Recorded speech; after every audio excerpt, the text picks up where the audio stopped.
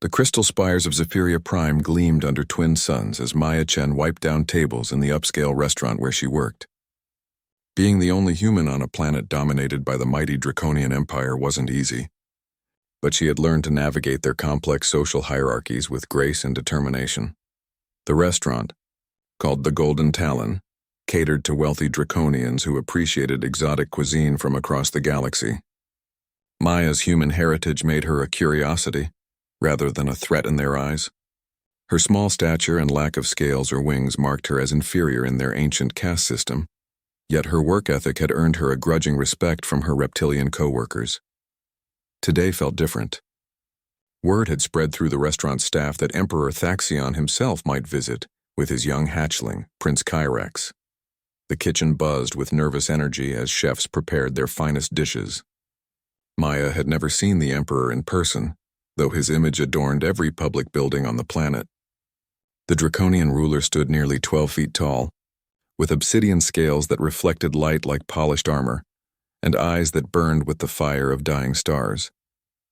As the afternoon wore on, Maya noticed increased security around the establishment. Draconian guards in ceremonial armor took positions at every entrance. Their plasma weapons hummed with barely contained energy, and their reptilian eyes scanned every corner for potential threats.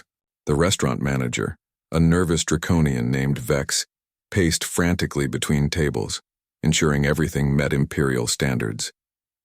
When the Emperor finally arrived, the entire restaurant fell silent.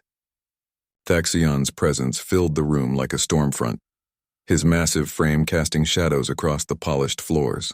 But it was the small figure beside him that caught Maya's attention. Prince Kyrex couldn't have been more than 7 years old in human terms, though Draconians aged differently. His scales were still soft and iridescent, shifting between silver and gold in the light. Unlike his father's confident stride, the young prince walked hesitantly, his large violet eyes darting nervously around the room. The imperial party was seated at the restaurant's most prestigious table, positioned on a raised platform that overlooked the city. Maya watched from a distance as servers attended to the Emperor's every need. She noticed that Prince Kyrex barely touched his food, instead staring out the massive windows at the bustling cityscape below. The young Draconian seemed lost in thought, his small claws tracing patterns on the table's surface. Maya had always been good at reading people, regardless of their species.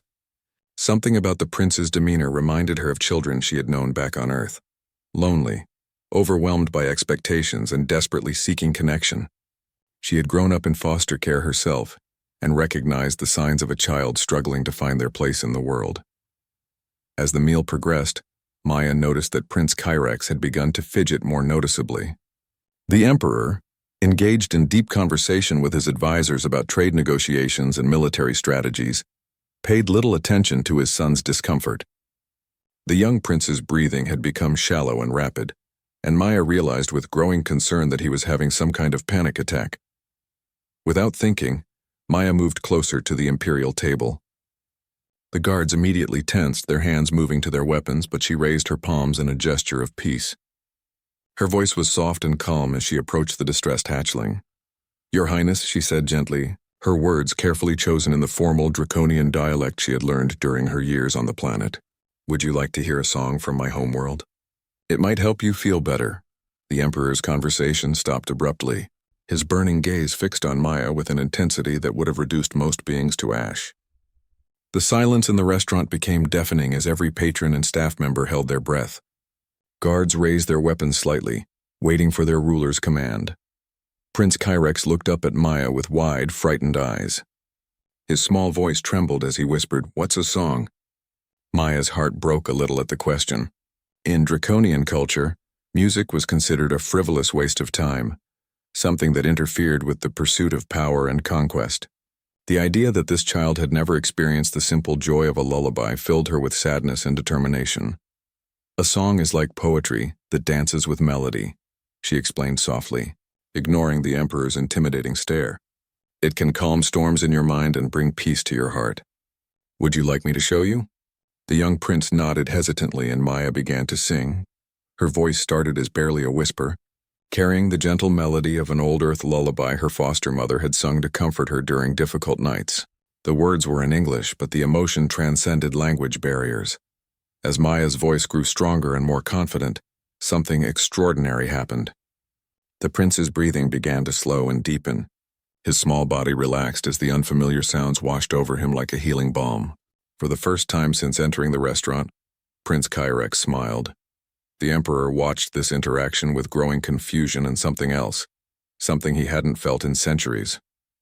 As Maya's voice filled the space around them, Thaxion found himself remembering fragments of his own youth, before the weight of empire had hardened his heart into stone.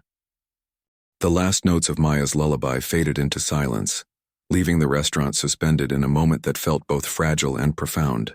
Prince Kyrex sat completely still, his violet eyes wide with wonder. He had never experienced anything like the gentle vibrations that had seemed to wrap around him like a warm embrace. Emperor Thaxion remained motionless, his massive form rigid with an emotion he couldn't name.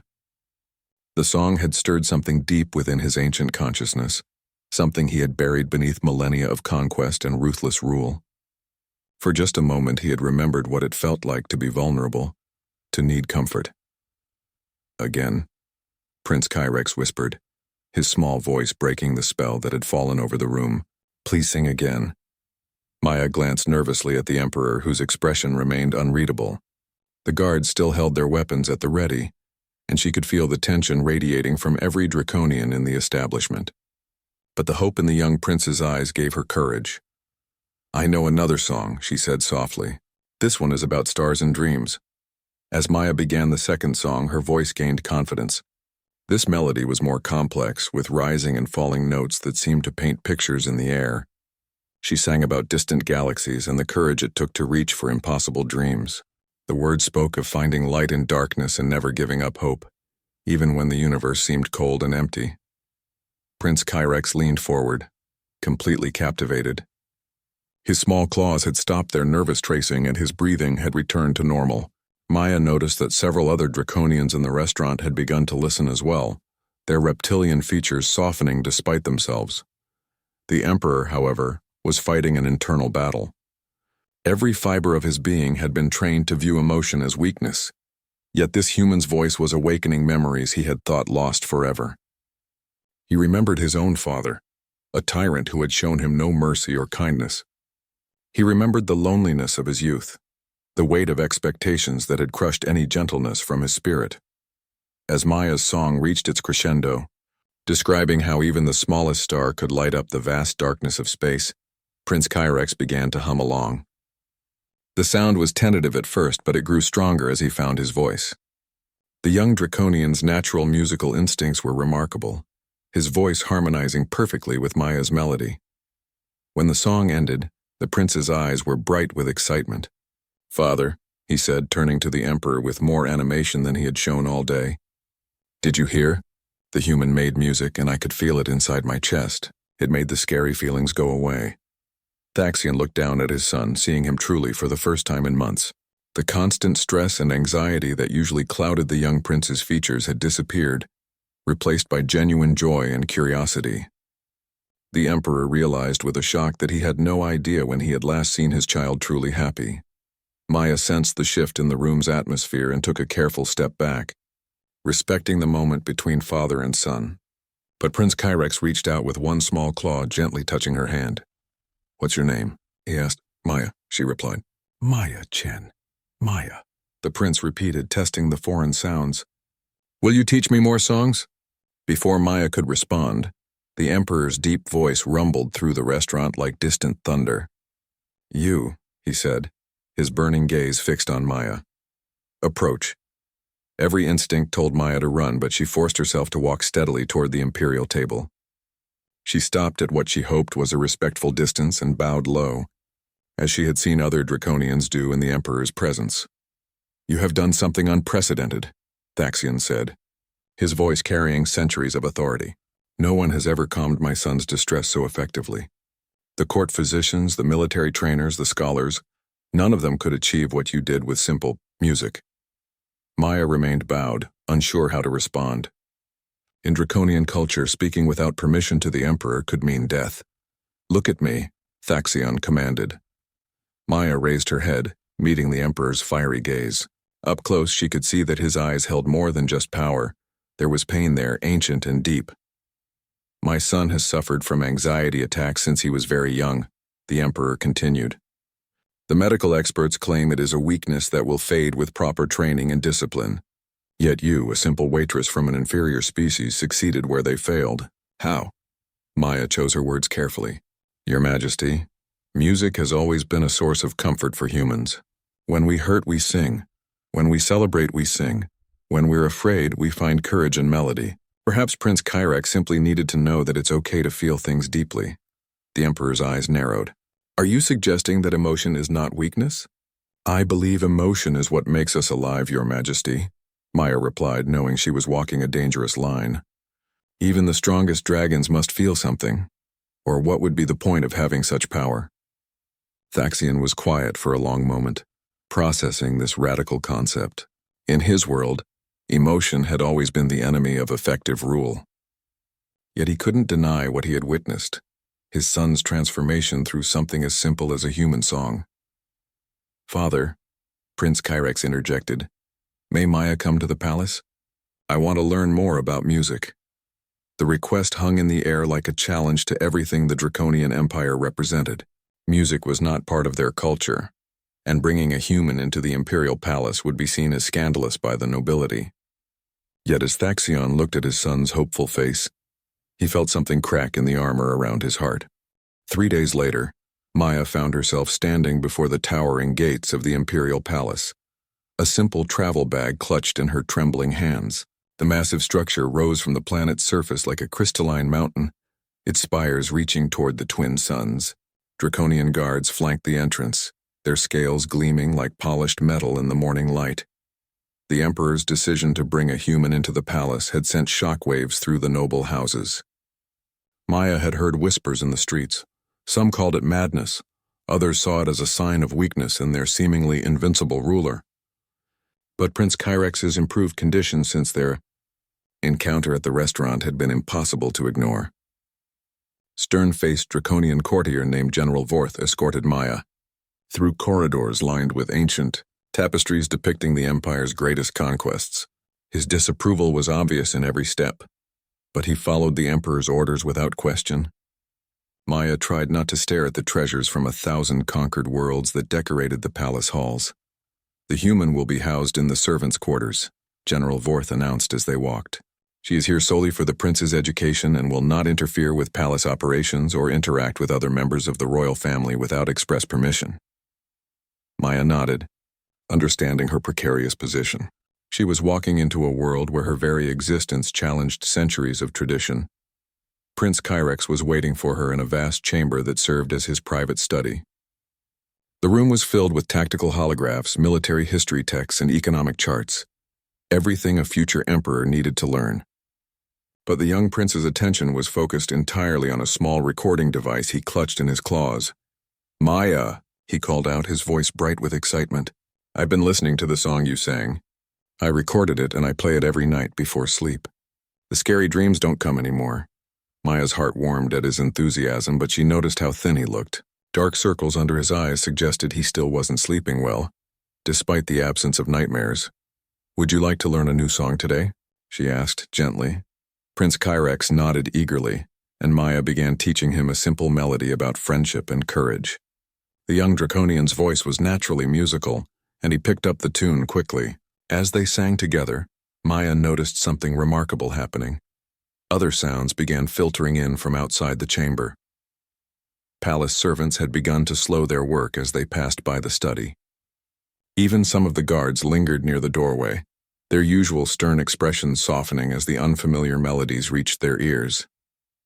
Music was spreading through the imperial palace like water through cracks in stone. This didn't go unnoticed by the Emperor. Thaxion had been monitoring his son's progress through security feeds, telling himself it was merely a tactical assessment of the human's influence. But as days passed, he found himself listening more intently to the songs that drifted through the palace corridors. Something about the melodies stirred memories he had thought permanently buried. Late one evening, as Maya was preparing to leave Prince Kyrex's chambers, the Emperor appeared in the doorway. His massive frame filled the entrance, and his presence immediately changed the atmosphere in the room. "Father," Prince Kyrex exclaimed, "Maya taught me a song about brave warriors who protect their families. Would you like to hear it?" Thaxian stepped into the room, his burning gaze moving between his son and the human teacher. "I have been observing the effects of this music on the palace staff," he said slowly. "Productivity has decreased. Guards pause their duties to listen. Servants gather in corridors when they should be working." Maya's heart sank. She had known this moment would come. "However," the Emperor continued, and Maya looked up in surprise, "the quality of their work has improved. Fewer mistakes, less hostility between different departments, and most significantly, reports of illness and stress among the staff have dropped by 40%. Prince Kyrex beamed at his father. "Music makes everyone feel better, doesn't it?" Thaxian knelt down to his son's level, something Maya had never seen him do before. "Tell me about this song you learned today." As Prince Kyrex enthusiastically described the melody and its meaning, Maya watched the Emperor's face carefully. She saw something that shocked her, longing. Behind all that power and intimidation was someone who had forgotten how to feel joy. "Sing it for me," Thaxian said quietly. Prince Kyrex began the song, his young voice clear and confident. The melody spoke of warriors who fought not for conquest, but to protect what they loved. It told of strength that came from caring for others, and courage that grew from compassion rather than fear. As the song progressed, Maya noticed the Emperor's breathing change. His massive shoulders relaxed slightly, and something in his ancient eyes seemed to crack open. When Prince Kyrex finished, the silence stretched between them like a bridge neither was sure how to cross. "Father," the young prince said softly, "are you sad?" The question hung in the air like a challenge to everything Thaxian had built his life upon. Emperors did not feel sadness. Rulers did not show vulnerability, yet as he looked at his son's concerned face, he felt something he hadn't experienced in centuries, the desire to be honest. "I had forgotten," he said finally, his voice rougher than usual, "that there were things worth protecting beyond power itself." Maya watched this exchange with growing understanding. The mighty Emperor, ruler of a galactic empire, was just a father who had lost his way. The songs weren't just helping Prince Kyrex. They were awakening something in Thaxian that had been sleeping for far too long. "Maya," the Emperor said, turning to her with an expression she couldn't read, "I want you to teach me this song." The request sent shockwaves through the chamber. A draconian emperor asking to learn music from a human was unprecedented, revolutionary, dangerous. But as Maya looked into Thaxian's eyes, she saw something that made her brave. She saw hope. Teaching the Emperor to sing was unlike anything Maya had ever experienced. Thaxian's deep, rumbling voice had been shaped by centuries of issuing commands and delivering judgment. But beneath the intimidating surface lay a surprising musicality. His first attempts were rough and uncertain, but Maya could hear the potential waiting to be unlocked. They met in secret, late at night in the Emperor's private chambers while Prince Kyrex slept. The room was sparse compared to the opulent throne room, just a simple space where the ruler of a galactic empire could pretend, for a few moments, to be something other than what the universe demanded. "Your voice is too tight," Maya said during their third lesson, surprising herself with her boldness. "You're trying to control every note like it's a military formation." "Music needs freedom to breathe." Thaxian's fiery eyes flashed dangerously, and for a moment Maya thought she had gone too far, but then his expression softened into something resembling curiosity. "I have spent 3,000 years learning to control everything," he said quietly. "How does one simply let go?" Maya thought for a moment, then began humming a gentle melody, one of the first songs her foster mother had taught her about releasing worry to the wind. "Close your eyes," she said. "Pretend you're not an emperor. Pretend you're just Thaxian, and you're singing to someone you love." The Emperor's massive frame stiffened at the suggestion, but slowly, his eyes closed. When he began to sing again, something remarkable happened. The harsh edges in his voice smoothed away, revealing a deep, resonant tone that carried surprising warmth. For the first time in millennia, Thaxian wasn't performing his power. He was simply being himself. When the song ended, they sat in comfortable silence for several minutes. Maya could see that the experience had shaken something loose in the ancient ruler's consciousness.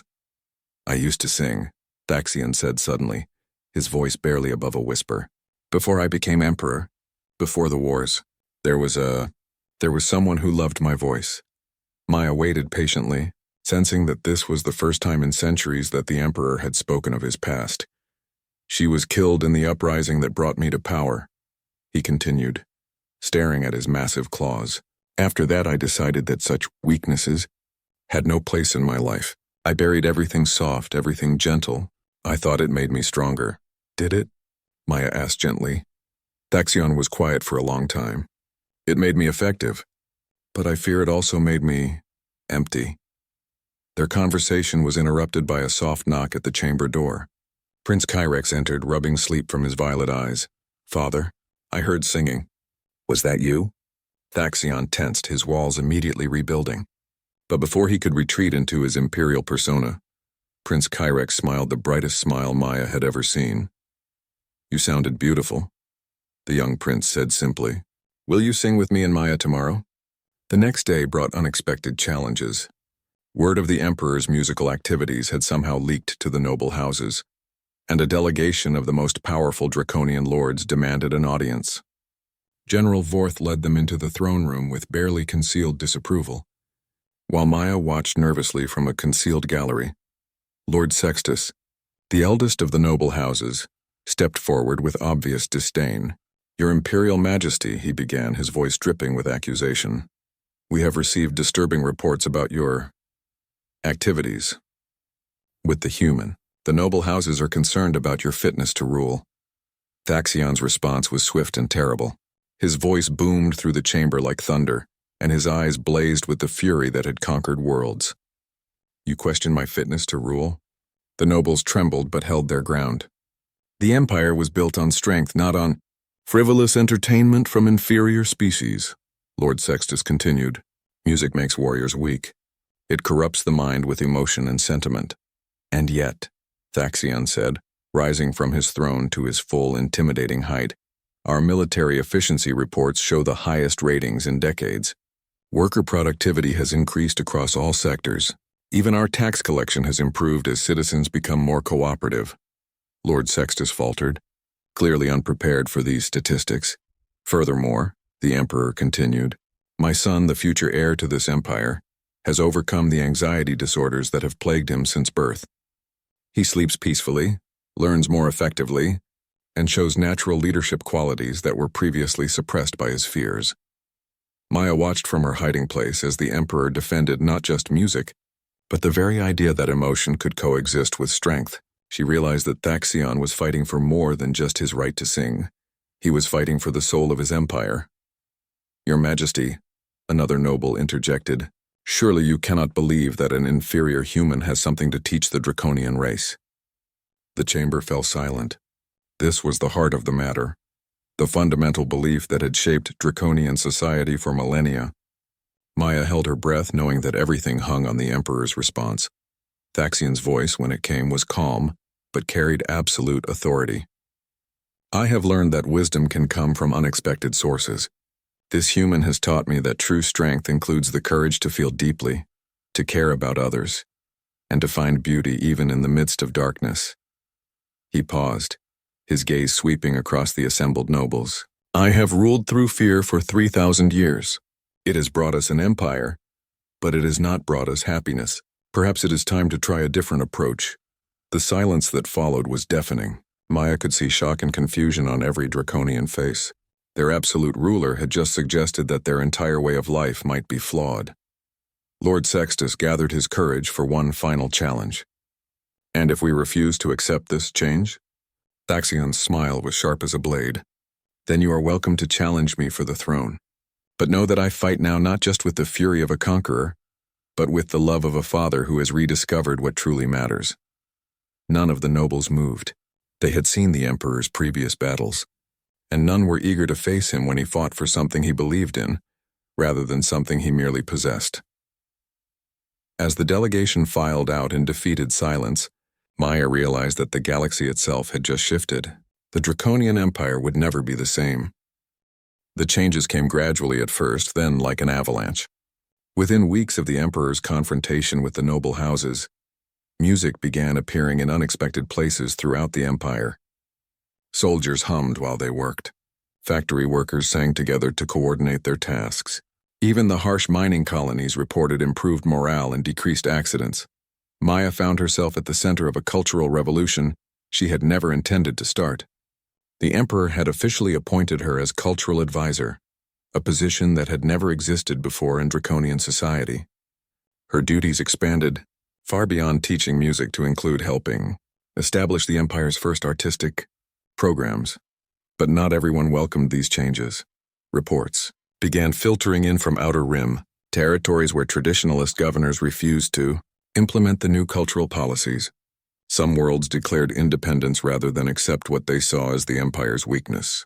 Others sent assassins targeting Maya directly, viewing her as the source of their civilization's corruption. The attempts on her life were thwarted by Prince Kirex's personal guard, but they served as a stark reminder of how dangerous her position had become. Maya often wondered if she should leave, but every time she saw the joy in Prince Kirex's eyes or the growing peace in Emperor Thaxian's demeanor, she found the courage to continue. The real test came when the hegemony of Vexil, a rival galactic power, detected the internal strife within the Draconian Empire and launched a surprise attack on 3 border systems. Their logic was simple. An empire that had grown soft with music and emotion would be easy prey for traditional military might. They were catastrophically wrong. The Draconian response was unlike anything the galaxy had seen before. Instead of the usual brutal efficiency driven by fear and intimidation, this was warfare motivated by protection and love. Soldiers fought not because they feared their officers, but because they wanted to defend their families and their newfound freedoms. Maya watched the battle reports from the palace's war room, standing beside Emperor Thaxian as he coordinated the defense. She was amazed to see how the music had affected even their military strategy. Units moved with unprecedented coordination, their timing perfected by shared rhythms. Communication was clearer, morale was unbreakable, and most surprisingly, they showed mercy to defeated enemies, something that had never been part of Draconian military doctrine. "Your Majesty," General Vorth reported, his voice filled with amazement, "the Vexil forces are surrendering across all 3 systems. They say they've never faced such unified resistance. Our casualties are at historic lows, and some of their surrendering troops are asking to join our forces." Thaxian nodded grimly. "It seems our enemies have discovered what we learned. There is strength in fighting for something you love rather than something you fear." Prince Kirex, now allowed to observe military operations as part of his education, looked up at his father with pride. "Father, when I'm emperor, will I be able to protect people the way you do?" "You will do better than I have," Thaxian replied, his massive hand gently touching his son's shoulder. "You will rule with both strength and compassion from the beginning." The victory over the hegemony of Vexil sent shockwaves through the galaxy. Other civilizations began requesting cultural exchanges with the Draconian Empire, eager to understand how music and emotion had made them stronger rather than weaker.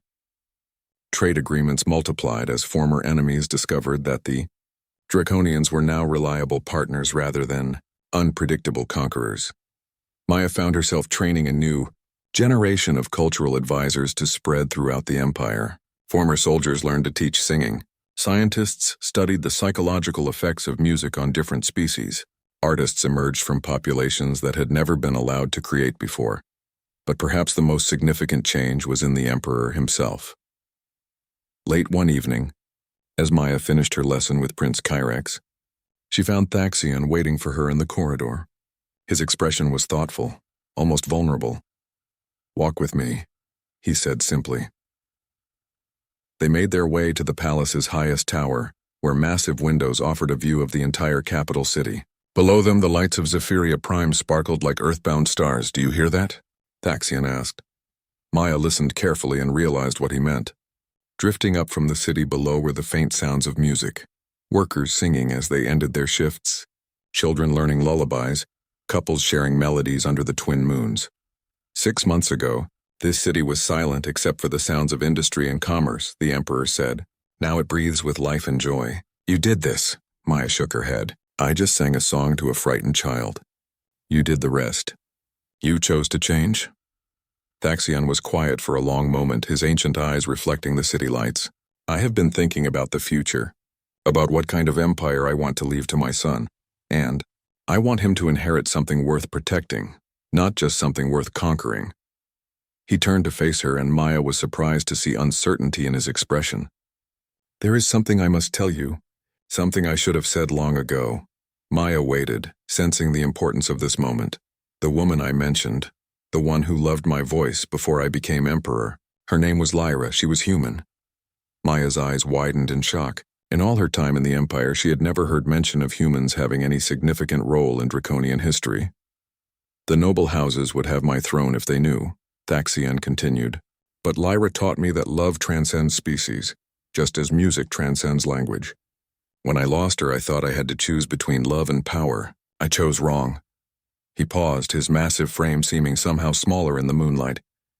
You have given me a second chance to choose correctly, through teaching my son, through changing our empire, through reminding me that strength and tenderness can coexist. I wanted you to know that your efforts honor her memory. Maya felt tears forming in her eyes. What happened to her? She died protecting me during the coup that brought me to power. She could have escaped, but she stayed to ensure I survived. His voice grew rough with emotion. I have spent 3,000 years trying to be worthy of that sacrifice. Only now do I think I might be succeeding. 1 year later, the Draconian Empire hosted its first Galactic Cultural Festival.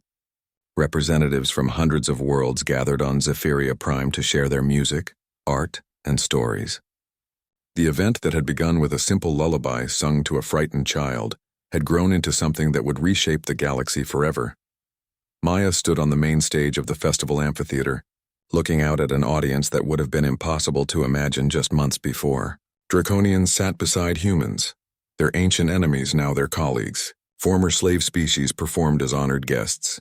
Even the mysterious ethereal collective had sent representatives, their crystalline forms humming in harmony with the organic voices around them. Prince Kyrex, now confident and radiant with health, served as the festival's official host. His transformation from an anxious, frightened child to a charismatic young leader had become legendary throughout the Empire. More importantly, he had become the symbol of what the next generation could achieve when raised with both strength and compassion. Citizens of the galaxy, Prince Kyrex announced, his voice carrying clearly across the vast amphitheater. We gather today not as conquerors and conquered, but as friends sharing the universal language of music. My teacher, Maya Chen, once told me that songs can heal wounded hearts and build bridges between worlds. Today we prove her right. The audience erupted in applause, but Maya's attention was focused on the massive figure seated in the imperial box. Emperor Thaxion had changed dramatically over the past year. The harsh lines of constant anger had softened into something more complex. Still powerful, still commanding, but now touched with wisdom and genuine warmth. The festival's opening performance was a collaboration between Maya, Prince Kyrex, and surprisingly the Emperor himself. They had spent weeks preparing a song that told the story of their unlikely friendship and the changes it had brought to the galaxy. As they began to sing, Maya marveled at how perfectly their voices blended. Human warmth, youthful enthusiasm, and ancient wisdom creating something entirely new. The song spoke of courage found in unexpected places, of strength that came from vulnerability, and of the power of choosing love over fear. As their voices rose together, Maya saw tears in the eyes of hardened warriors and smiles on the faces of former enemies. When the performance ended, the silence lasted for several heartbeats before the amphitheater exploded in thunderous applause. But the real magic happened in the moments that followed, as beings from across the galaxy began to sing together, each in their own language, each with their own melody, yet somehow creating a harmony that transcended every boundary that had once divided them. Later that evening, as the festival continued around them, Maya found herself alone with Emperor Thaxion in the palace gardens. The twin moons cast silver light on the exotic plants that had been gifts from worlds throughout the Empire. I have an announcement to make, Thaxion said, his voice carrying a note she had learned to recognize as nervousness. Tomorrow I will formally abdicate the throne. Maya's eyes widened in shock. Your Majesty, I don't understand. The Empire has never been stronger, never been more unified. Exactly, Thaxion replied with a smile that transformed his entire face. Kyrex is ready to lead, and he will do so with a wisdom I never possessed at his age. More importantly, he will rule with both strength and compassion from the beginning rather than learning these lessons after centuries of mistakes. But what will you do? Thaxian's smile grew even wider. I have been offered a position as cultural ambassador to the Outer Rim territories. It seems there are many worlds that could benefit from learning about the power of music and the strength found in choosing love over fear. Maya realized what he was really saying. You want to continue what we started here. I want to honor Lyra's memory by spreading the lessons you taught us, he corrected gently. But I cannot do this work alone. I need a partner who understands both the power of music and the complexities of diplomacy. The question hung in the air between them, unspoken but perfectly clear. Maya thought about her simple life as a waitress, how far she had come, and how much further this journey could take her. She thought about Prince Kyrex, who no longer needed her constant guidance but would always hold a special place in her heart. She thought about all the worlds in the galaxy where children like him might be suffering in silence, waiting for someone to show them that there was another way. When do we leave? She asked. 3 months later, Maya and Thaxian departed Zapia Prime aboard a ship filled with musical instruments, cultural texts, and hope. Prince Kyrex, now Emperor Kyrex I, saw them off with a ceremony that was broadcast across the galaxy. My father once ruled through fear, the young emperor announced to the assembled crowd. But he has taught me that true leadership comes from serving others, from building rather than destroying, from choosing love even when fear seems safer. As their ship departed, Maya watched the planet shrink behind them, but her heart was full rather than sad.